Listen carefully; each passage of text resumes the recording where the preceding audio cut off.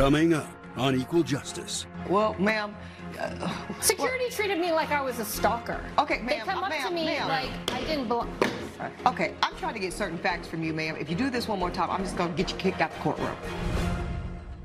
Closed captioning provided by Emery Balna claims she turned down work to attend a politician's fundraiser, then was kicked out of the event. Mark Stevens says security removed Miss Balna after she refused to follow the formal dress code. Ladies and gentlemen, I see I've got Emery Balna here as my plaintiff, Mr. Mark Stevens as the defendant. Miss Balna, you are suing the defendant for $850. What brings you in court today? Thank you for hearing my case, Your Honor. I'm here to hold the defendant accountable for a promise he made to me and a promise that he didn't fulfill. And because he made this promise, I lost out on another opportunity that would have paid me $850. Got you. I'm a social media influencer.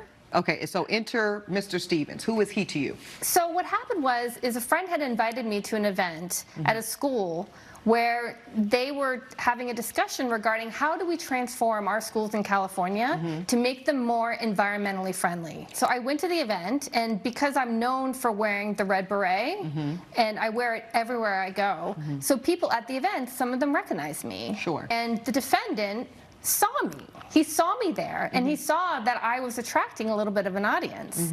And so he approached me. And I was kind of excited because I believed in his speech. I believed in a lot of the points he was making in the speech. So I thought, oh, this is a great person for me to connect with. One second, ma'am. So, sir, you have to forgive me. I'm not familiar. Who are you? Are you a current elected official? Are you running for office? What is your situation? I was running for office, but I lost, Your Honor, and a lot of it had to do with social media posts that she posted after she was upset after being kicked out of my gala because she didn't follow the dress code. No. Black tie only, but she insisted on wearing that red beret. How did you meet this woman? Is it as she told the court just now? Did you walk up to her because you recognized her, or what happened? No, that is not true, Your Honor. Okay. She came to me. I recognized that That's people... revisionist history. Wait a minute, ma'am. You had your turn. I will get back to you. Go ahead, Mr. Stevens. And so she then asked if she could get a free invite to my gala. That was a $500 a plate invite. Seemed like she was just trying to get a free lunch, Wait a honestly. minute, sir, before we get to that conclusion, because that may be the case, but it may not be the case. Coming up on Equal Justice. I turned it down because I had promised him that I would show up. I appreciate it, ma'am, and if you would just let me do my job. Closed captioning provided by Equal Justice is back with the case of Emery Balna, who brought Mark Stevens to court for kicking her out of his political fundraiser.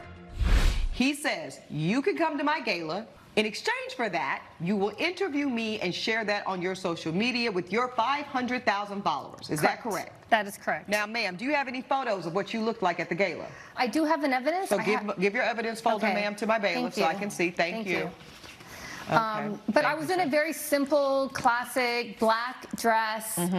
I looked really sexy. Okay. And I had my red beret on. Yes. And as my thousands of followers know, I always wear my red beret. I understand that. I honor my word, and I had promised him that I would show up to his event. So even though a couple days later I had been offered a paying gig for $850, I turned it down because I had promised him that I would show up.